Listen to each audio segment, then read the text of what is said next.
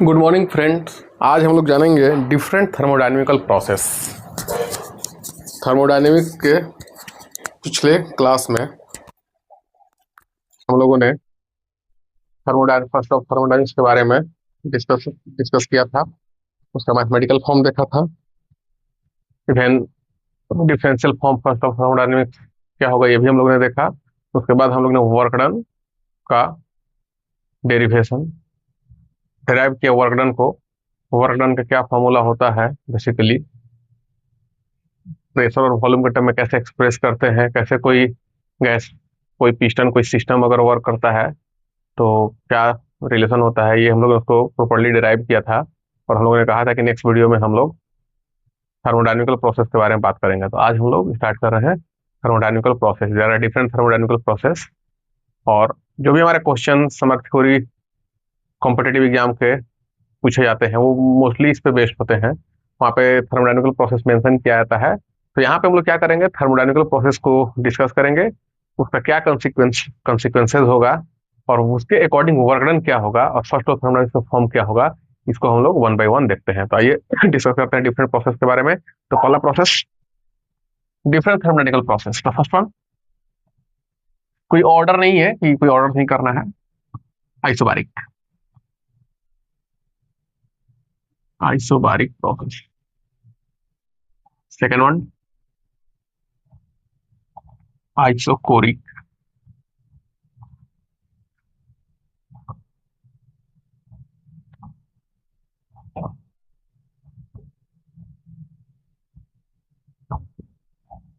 Third one, isothermal isothermal process. Fourth one, adiabatic adiabatic process. ये चार process हम लोग बेसिकली डिस्कस करते हैं और इनके अकॉर्डिंग फर्स्ट लोग का क्या फॉर्म होगा ये देखेंगे। तो आइए देखते हैं। पहला है आइसोबारिक प्रोसेस।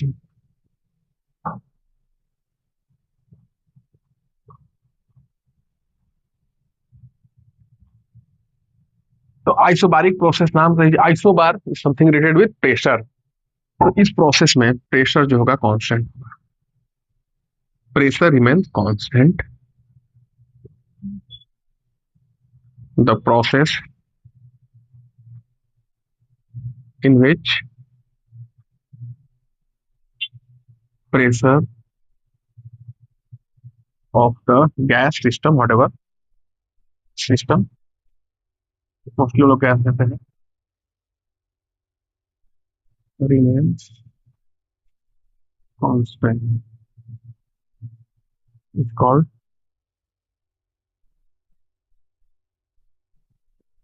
isobaric process। ये तो इस प्रोसेस में प्रेशर जो है हमारा P, ये कांस्टेंट है। तो थर्मोडायनेमिक्स में जो डिफरेंट क्वांटिटीज के बारे में हम लोग बात करते हैं बेसिकली, जिसको लोग थर्मोडायनेमिकल कोऑर्डिनेट करते हैं, तो मैं जरा यहाँ पे लिख देता हूँ। जैसे एक्स वाई प्लेन होता है ना, एक्स और वाई, तो हमें वेरिएबल्स हमारे क्या होते हैं, कोई भी ग्राफ हम लोग कंसिडर करते हैं, कोई भी फिजिक्स में या मैथ में, तो दो वेरिएबल्स हमारे होते हैं। दो, अब ये रिक्वायरमेंट वेरिएबल पे है, हम सिस्टम को किन किन 2D है, 3D है, वटेवर, जैसे 3D है तो एक्स वाई जेड हमारा थ्री कोऑर्डिनेट, थ्री वेरिएबल, उसी तरह से यहाँ पे तो थर्मोडायनेमिकल, यहाँ पे हम चर्चा करेंगे थर्मोडायनेमिकल कोऑर्डिनेट के बारे में। थर्मोडायनेमिकल कोऑर्डिनेट जो आपस में रिलेटेड है। प्रेशर, जो क्वांटिटीज है जिसको हम लोग गैस के उसके प्रॉपर्टी को मेजरमेंट करने के लिए यूज किया जाता है। तो प्रेशर बेसिकली हम लोग गैस का देखते हैं कितना प्रेशराइज, कोई भी सिस्टम वर्क करता है तो कितना प्रेशर अप्लाई कर रहा है। Pressure, volume, volume of the gas, gas की वॉल्यूम क्या है, एक्सपैंड हो रहा है, तो ये कोऑर्डिनेट क्वांटिटी आई। Temperature, most important thermodynamics, temperature, hotness है, ऐसा तो टेम्परेचर हो जाता है degree of measurement of heat. तो यहाँ पे सिस्टम का क्या टेम्परेचर है, टेम्परेचर राइज फॉल, तो ये बहुत इंपॉर्टेंट है थर्मोडायनेमिक्स में। कोड और हीट को जो हम लोग फील करते हैं, प्रेशर, वॉल्यूम, टेम्परेचर, बेसिकली हमारे तीन ये कोऑर्डिनेट्स है, इनमें हम लोग रिलेशन देखते हैं। बट इसके साथ कुछ और भी थर्मोडायनेमिकल कोऑर्डिनेट है, बेसिकली उसको अलग से भी लेते हैं, जैसे इंट्रोपी। इंट्रोपी आगे हम लोग पढ़ेंगे। यस। बट ये जो है, ये थर्मोडायनेमिकल कोऑर्डिनेट के अंतर्गत उस तरह से नहीं आते हैं। हाँ, इंटरनल एनर्जी, ये लोग जानते हैं, ये ऑलरेडी टेम्परेचर का फंक्शन है ये। बट ये है, ये जो क्वांटिटी जो इस पे डिपेंड करता है, वो चाहे एंट्रोपी हो गई, इंटरनल एनर्जी हो गई, इसके बारे में मैं बताऊंगा, इंटेंसिव और इंटेंसिव क्वांटिटी, इन एक्सटेंसिव क्वांटिटी, तो इंट्रोपी और इंटरनल एनर्जी, ये तो हमारे बेसिकली कोऑर्डिनेट है, प्रेशर, वॉल्यूम, टेम्परेचर।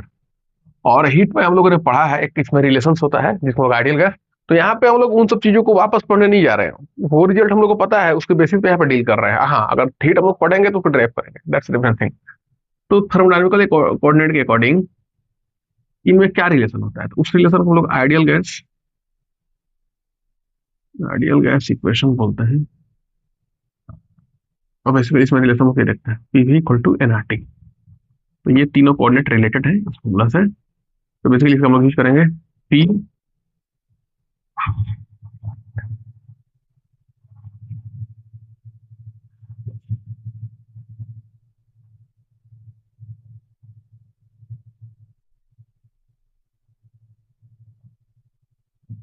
तो पी यहाँ पे क्या है, P represent pressure, pressure of the gas, pressure of the system.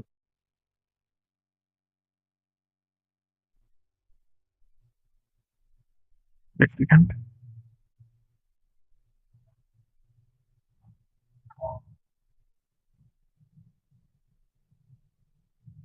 तो पी क्या है यहाँ पे, सिस्टम है गैस, उसका प्रेशर है। पी क्या है, वॉल्यूम। टी क्या है, temperature. R universal gas constant, इसकी वैल्यू कांस्टेंट होती है, यूनिवर्सल गैस कांस्टेंट की value almost 8.31 joule per mole पर केल्विन होता है। मतलब ऐसा लिख सकते हैं, joule divided by mole temperature, और इन क्या है, नंबर ऑफ मोल, मोल। तो ये आइडियल गैस सिस्टम का, आप सोच रहे हो कि मैं क्यों ये डिस्कस किया, तो एक्चुअली जो ऐसा बारीक प्रोसेस है, उसमें मैं प्रेशर कांस्टेंट होगा, रखूंगा, प्रेशर कांस्टेंट रखते हैं। तो इसके अकॉर्डिंग हमारे आइडियल गैस पे क्या फर्क पड़ता है, इसलिए मुझे आइडियल गैस सिस्टम यहाँ पे लिखना पड़ा। ओके, चलिए, तो आप समझ गए हैं, रेज किया जाए, साफ करता हूं मैं इसकी जी। ओके, तो isobaric process, the process in which pressure of the system remains constant। Okay, देखिए, पीवी इक्वल टू एनआरटी। तो पी ऑलरेडी कांस्टेंट है यहाँ पे, isobaric, N number of moles already constant, ये यूनिवर्सल का गैस कांस्टेंट ऑलरेडी कांस्टेंट। तो यहाँ पे भी equal to N R by P into T, और ये पूरी क्वांटिटी कांस्टेंट है, तो यानी कि भी directly proportional to T. The process for which pressure remains constant, तो आइडियल गैस क्या होगा, जो वॉल्यूम है वो टेम्परेचर के डायरेक्टली प्रोपोर्शनल होगा। इस लॉ को क्या बोलते हैं, I think Charles law, I am not confirm, but just check, शायद आई थिंक चार्ल्स लॉ। तो देखिएगा, तो यहाँ से हम लोग को ये चीज मिला, प्रेशर इसमें कांस्टेंट होगा।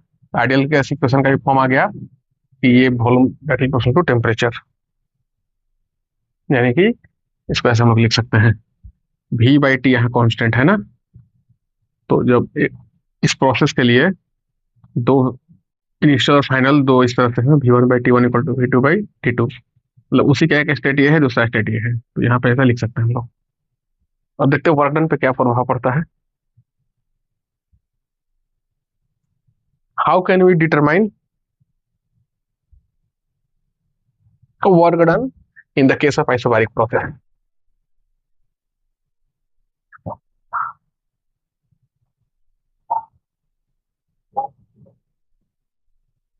So we have already derived the relation for what work done. It was something like PdV. Okay. So for the isobaric process, P is constant. So we know that P is constant, so it cannot be longer inside the integration. It will come outside of the integration. P dV. Okay. And suppose that volume is varying from V1 to V2. So one can write easily P V V1 V2. तो यहाँ से वर्णन क्या होगा? P V1 minus V2. So this is the expression for work done in isobaric process. ऐसे भी लिख सकते हैं आप P equal to P del V, and del V represent what? Del V represent here change in volume. It either may increase or decrease. It depends upon what the process given, where the gas going, its volume increase or decreases. तो easily हम लोगों ने expression drive कर लिया work done के लिए यहाँ पे, ठीक है। अब इसको हम लोग इंडिकेटर डायग्राम पे बताते हैं। एक्चुअली आप सोच रहे होंगे इंडिकेटर डायग्राम क्या है यहाँ पे। तो एक्चुअली इंडिकेटर डायग्राम को हम लोग डिटेल में डील करेंगे, बट यहाँ पे उस एक्सिस पे जहाँ पे हम लोग प्रेशर वॉल्यूम को ड्रॉ करते हैं उसमें हम लोग इसको दिखा देना है जरा, ताकि यहाँ पे ये एक कंप्लीट इन्फॉर्मेशन आपको मिल जाए। अब ये नहीं कि आप कहेंगे कि ये बताया गया आपको और ये नहीं बताया गया। आइए देखते हैं। तो यह इंडिकेटर डायग्राम कुछ ऐसा होता है जिसमें हम लोग एक्स एक्सिस पे वॉल्यूम को रिप्रेजेंट करते हैं और वाई एक्सिस पे प्रेशर को। ये हमारा एक्स एक्सिस है और ये वाई एक्सिस है, बट कभी कभी इसको चेंज भी करते हैं, भी को ऊपर रखते हैं, बट नॉर्मली ऐसा रहता है। इस एक्सिस पे हम लोग वॉल्यूम रिप्रेजेंट करते हैं, हम प्रेशर रिप्रेजेंट करते हैं। अब देखिए ये जो प्रोसेस है जिसके लिए क्या है, प्रेशर आपकी कांस्टेंट है, कांस्टेंट, यानी कि वॉल्यूम चेंज हो सकता है बट प्रेशर क्या है, कांस्टेंट है। तो कुछ ऐसा, कुछ प्रेशर का मान लीजिए कुछ वैल्यू है पी नॉट वट एवर, कुछ एटीएम कुछ भी दिया हुआ है, इस तरह से एक कर्व होगा। जैसे आप देखो यहाँ पे इधर एक्स है, इधर वाई है, ठीक है, और आपका वाई कांस्टेंट हो, तो जो वाई कांस्टेंट होता है वो एक्स एक्सिस के पैरेलल होता है, समथिंग लाइक इस तरह से। ऐसे कुछ वाई की वैल्यू होगी, वाई इक्वल टू लाइक 8, कुछ पॉजिटिव वैल्यू या निगेटिव हो तो नीचे यहाँ पे एक्स डैश वाई डैश। ऐसे आप हम लोग इसको क्या करते हैं, रिप्रेजेंट वाई इक्वल टू 8, कोई कांस्टेंट जो भी वैल्यू है यहाँ पे, क्योंकि y इक्वल टू कॉन्स्टेंट मतलब x इक्वल टू 0, x है ही नहीं वहां पे। ये उसी तरह से यहाँ पे प्रेशर कांस्टेंट है। तो देखिए और अब क्लियरली मैं बताता हूँ, मान लीजिए प्रेशर की कुछ वैल्यू है पी नॉट, ओके, जिसको हम लोग पॉजिटिव वैल्यू है जो ओरिजिन से यहाँ पे, तो प्रेशर इधर इंक्रीज हो रहा है, इंक्रीज तो नहीं, ये तो नहीं पड़ रहा है, इंक्रीज यहाँ प्रेशर कांस्टेंट है, ये एरो का मतलब वॉल्यूम इंक्रीज हो रहा है। तो देखिए यहाँ पे पी जो है वो कांस्टेंट है। अब मान लेते हैं यहाँ पे वॉल्यूम में कुछ वैल्यू दिया हुआ है, यहाँ पे V1 है, V2 है, V3 है, ऐसा कुछ। तो आप देखो जैसे जैसे ये कर्व, ये पॉइंट है आगे की तरफ, आगे के डायरेक्शन में हमारा वॉल्यूम क्या हो रहा है, बढ़ रहा है, तो इधर वॉल्यूम की वैल्यू इंक्रीज हो रही है, यानी कि ये एक्सपेंशन का केस है, कुछ एक्सपेंड कर रहा है। तो मान लीजिए इस प्रोसेस के लिए, अभी आगे हम लोग इंडिकेटर डायग्राम में डिटेल से पढ़ेंगे, अभी कंफ्यूज करने की जरूरत बिल्कुल नहीं है। तो यहाँ पे देख सकते हैं ये ए बी एक प्रोसेस है। अब हमको पूछा गया इसके लिए, आप इसको मैं आपको क्लियर करने के लिए इसको जैसे मैं रब कर दूं,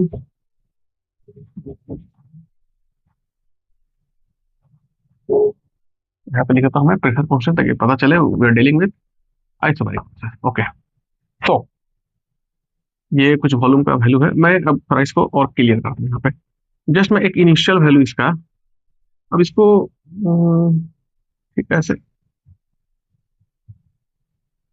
जस्ट यहाँ से स्टार्ट है ए और बी, ओके, यहाँ पे इसकी वॉल्यूम V1 है और यहाँ पे इसकी वॉल्यूम V2 है, ठीक है। आप चाहो तो इस वैसे मिला सकते हो। आपने प्रोसेस दिया है ए बी, एक प्रोसेस ए बी मेंशन है, ठीक? तो आप जब इसको कर में आप देख रहे हो, सपोज डायरेक्ट दिया गया, तो क्या इसको समझेंगे हम लोग, ए बी देख रहे हैं कि ये ऐसे जा रहा है, तो प्रेशर की जो भी वैल्यू यहाँ पे वो कांस्टेंट है, यहाँ पे यहाँ पे यहाँ पे हर जगह सेम है। तो पहले तो बाइट में आ गया, दिस इज, ये प्रोसेस ऐसा जिसके लिए प्रेशर कांस्टेंट है, तो कौन सा प्रोसेस होगा, आइसोबारिक प्रोसेस। और आइसोबारिक प्रोसेस है तो आइसोबारिक प्रोसेस के लिए वर्क डन क्या होता है हमारा, पी, इंडिकेशन कोई जरूरत नहीं है, चेंज इन वॉल्यूम। अब यहाँ पे देखते हैं, यहाँ पे देखिए इनिशियल ये था ए और फाइनल ये है, तो फाइनल वॉल्यूम कितनी है V2, इनिशियल कितनी है V1। तो we can write here P V2 minus V1। Okay, तो काफी इजीली हम लोगों ने इस चीज को लिख लिया, वर्क डन को आइसोबैरिक प्रोसेस के लिए। अब जो हमारा फॉर्म है बेसिकली डेल क्यू, और बताइए यहाँ पे क्यू ही लिखते हैं but okay, delta U change internal energy, और यहाँ पे डब्ल्यू जो होता है तो वर्क डन क्या हो जाएगा हमारा पी। अब डेल भी लिख सकते हो यहाँ पे, V2 माइनस V1 भी लिख सकते हो, del U plus P V2 minus V1। यहाँ पे इंडिकेशन कोई जरूरत नहीं है क्योंकि ऑलरेडी प्रेशर कांस्टेंट था जो बाहर निकल गया इंटीग्रेशन से, और वॉल्यूम पे सिंपली ऑपरेट हो गया। ओके, तो हम लोगों ने आइसोबैरिक प्रोसेस को बहुत अच्छे से डील कर लिया। I hope this concept you very easily clear, ये आपके लिए बहुत आसानी से क्लियर हो चुका है। आइए नेक्स्ट देखते हैं आइसोकोरिक प्रोसेस।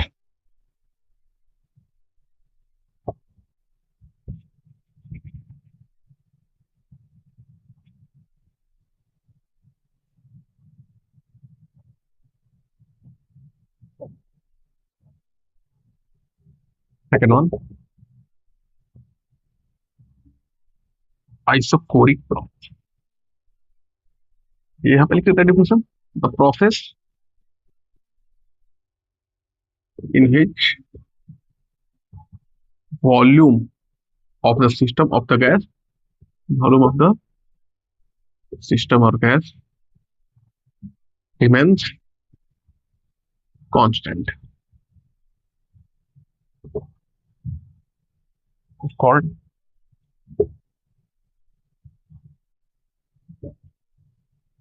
Isochoric process. तो एक ऐसा प्रोसेस जिसके लिए वॉल्यूम ऑफ द गैस क्या होगी, कांस्टेंट होगी। वी जो है, वी रिप्रेजेंट कर रहा है वॉल्यूम को, ये होगा कांस्टेंट। तो आपको क्लियरली समझ में आ गया। अब चलिए इसको PV indicator diagram, PV diagram से और इजी समझते हैं। एक्स एक्सिस पे वॉल्यूम को रिप्रेजेंट करते हैं और पी एक्सिस पे वाई एक्सिस पे प्रेशर करते हैं। तो वॉल्यूम कांस्टेंट है, मतलब वॉल्यूम को एक पर्टिकुलर वैल्यू है, तो वो प्रेशर एक्सिस पे क्या होगा, पैरेलल होगा यहाँ पे ऐसे। ऊपर भी एरो पे हम लोग को नहीं जाना है, एरो को ऊपर भी कर सकते नीचे भी कर सकते हो। प्रोसेस में क्या दिया है, तो देखिए यहाँ पे वॉल्यूम कोई वैल्यू में वी नोट लेता हूँ, V0 कोई वैल्यू है 60 क्यूबिक सेंटीमीटर, जो भी रिप्रेजेंट करे मैं उसकी बात नहीं कर रहा हूँ। यहाँ पे वॉल्यूम की कुछ वैल्यू है। अब देखिए जैसे जैसे ऊपर जा रहे हैं हमारा, इसके लिए तो वॉल्यूम जो V0 है यहाँ पे भी हर एक पॉइंट पे वॉल्यूम क्या है, सेम है, बट इसका कॉरस्पॉन्डिंग प्रेशर क्या हो रहा है, इंक्रीज हो रहा है। क्या हो रहा है, इंक्रीज हो रहा है। ठीक है, तो बहुत इजी है ये। तो whenever you saw this, you easily recognize this one as a isocoric process, isocoric process। देखिए यहाँ पे कर्व रिप्रेजेंट करा आइसोकोरिक प्रोसेस को। यहाँ पे वॉल्यूम कांस्टेंट और प्रेशर, मतलब अपवर्ड है तो प्रेशर इंक्रीज करा, डाउन तो प्रेशर डिक्रीज होती, दैट डजंट मैटर। अब जरा इस प्रोसेस के लिए हम लोग वर्क डन निकालते हैं।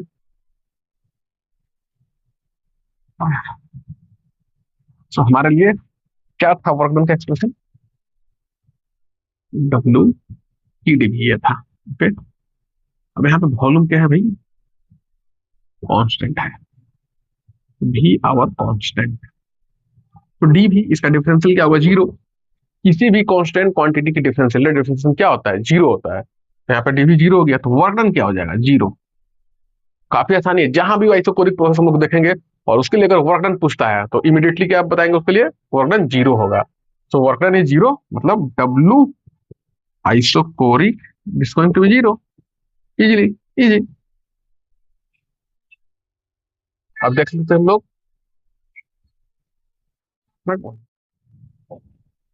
लोग डिस्कस कर रहे हैं आइसोकोरिक प्रोसेस।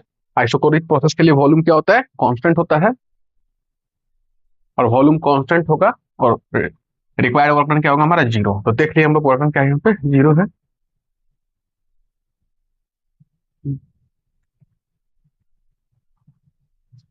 डिफरेंशियल फॉर्म अगर होगा वो भी जीरो होगा, D W equal to P D B, ऐसा हम लोग लिखा था। तो डी भी जो है यहाँ पे ऑलरेडी जीरो है, ये भी क्या होगा, जीरो। तो डिफरेंशियल फॉर्म हो डी डब्ल्यू या फिर W, total volume, total work done is going to be zero for isochoric process. और ये है इसका इंडिकेटर डायग्राम। अब हम लोग डिस्कस करेंगे फर्दर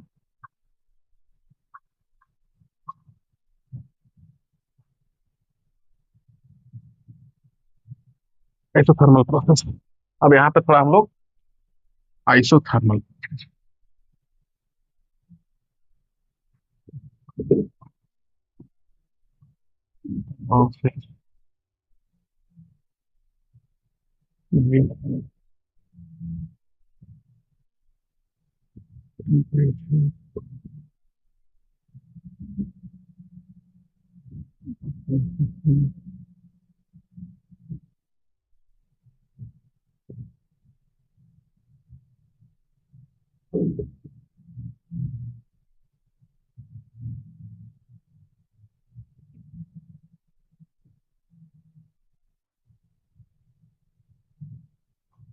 और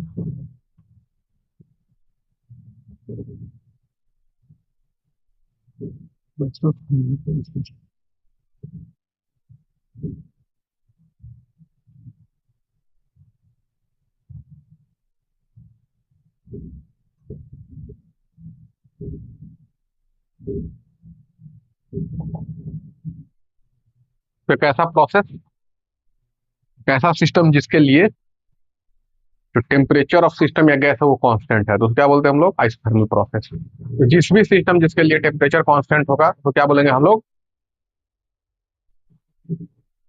आइसोथर्मल प्रोसेस।